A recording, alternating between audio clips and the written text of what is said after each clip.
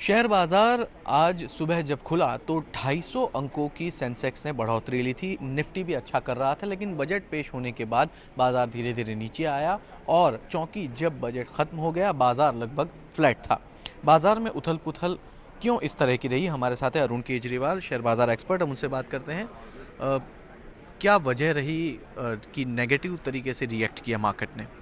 देखिए, मार्केट में जो उम्मीदें होती हैं वो हमेशा इतनी ज़्यादा होती हैं कि वो उनको कभी भी फुलफ़िल नहीं किया जा सकता।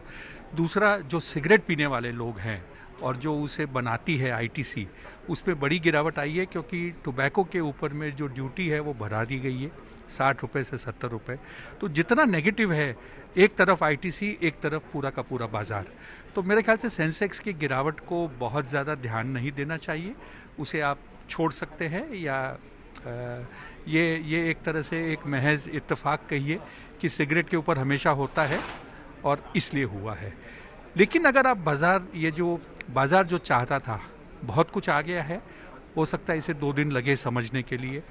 जो FIIs या जो अल्टरनेट इन्वेस्टमेंट प्लान में जो टैक्स थ्रू की बात थी, पास थ्रू की बात थी, वो कर दिया गया है। इंफ्रास्ट्रक्चर बॉन्ड्स वापस आ गए हैं और छोटे छोटे जो निवेशक हैं उनके लिए एक अच्छी खासी अपॉर्चुनिटी है कि वो इस बाज़ार में पैसा लगाकर कुछ कमा सकते हैं। लेकिन पिछली बार जिस तरह के अनाउंसमेंट्स हुए थे, बहुत सारे बिजली सेक्टर के लिए बहुत सारे अनाउंसमेंट हुए थे, खासतौर पे सोलार पावर के लिए अनाउंसमेंट हुए थे। तमाम बिजली के साथ जुड़ी हुई कंपनियां ऊपर गई हुई थी। साथ ही पिछली बार जो अनाउंसमेंट हुए थे उस दौरान ऑयल कंपनीज बहुत अच्छी की गई थी। इस बार डिसइन्वेस्टमेंट को लेकर कोई बहुत बड़ी घोषणा नहीं हुई। क्या ये सारी चीज़ें नेगेटिव हैं? नेगेटिव नहीं है। आंकड़ा जो दिया गया है करीब करीब 41,000 करोड़ का आंकड़ा है। अगर आप देखें पिछली बार जो आंकड़ा दिया गया था, 1 महीना बाकी है, तो मेरे ख्याल से शायद सरकार पहली बार डाइवेस्टमेंट का टारगेट अचीव करेगी।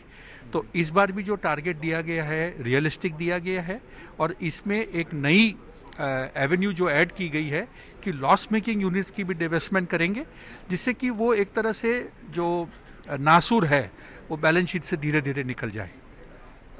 कौन से सेक्टर में इस बजट के बाद में आप अच्छी खासी तगड़ी कमाई देख रहे हैं?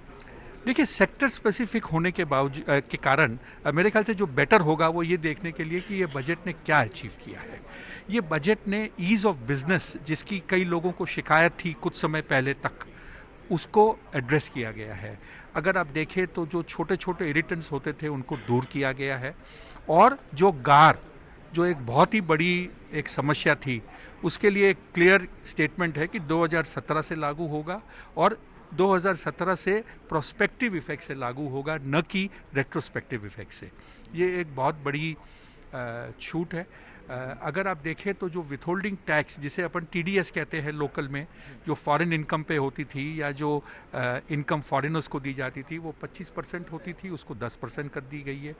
ये सब चीज़ को अगर आप देखें तो बहुत बड़ा इन्वेस्टर के लिए, इन्वेस्टिंग कम्युनिटी के लिए और जो यहाँ पे बिजनेस करना चाहता है उसको एडवांटेज दिया गया है। आने वाले सालों में इस बजट के बाद में आप कैसा माहौल देखते हैं?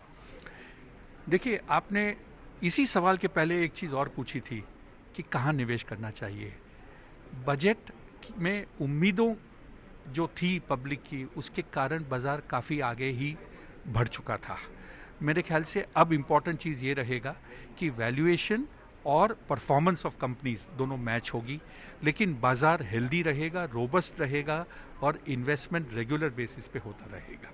बहुत बहुत शुक्रिया। यानी बाज़ार हेल्दी रहने की उम्मीद है। बाज़ार के जानकारों का कहना है कि बाज़ार आने वाले दिनों में हेल्दी रहेगा और वो अच्छा करेगा, क्योंकि बिजनेस एनवायरनमेंट अब पहले के मुकाबले अच्छा हो चुका है।